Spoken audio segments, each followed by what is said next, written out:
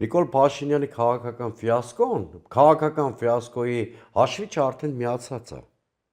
Հիմա մենք ուրիշ խնդիր պիտի լուծենք։ Պատասխանատու քաղաքական ուժերը պիտի փորձեն ընտրությունների միջոցով իրան հեռացնել, որպեսզի մեր երկիրը նոր ցնցումների մեջ չհայտնվի, թե արտաքին, թե ներքին։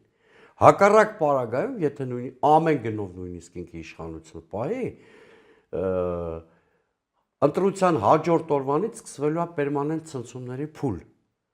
Որ մեր պատմության մեջ իդեպ մենք ունեցել ենք նման նախադեպ, հիմա ես ուղղակի սրանց բերանը լեզու դնելու համար չեմ ուզում այդ շատ բացեմ։ 90-ականների վերջին վիճահարույց ընտրությունները դուք հիշում եք ինչի բերեցին երկրում, իշխանության ներսում բալանսը խախտվեց, իշխանություն հասարակություն բալանսը խախտվեց։ 2008-ից էլ հետո կեղծ բեմականացված ժողովրդավարություն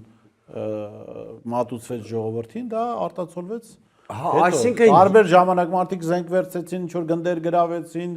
գործողություններ արեցին, այսինքն մարդիկ հաշ չէին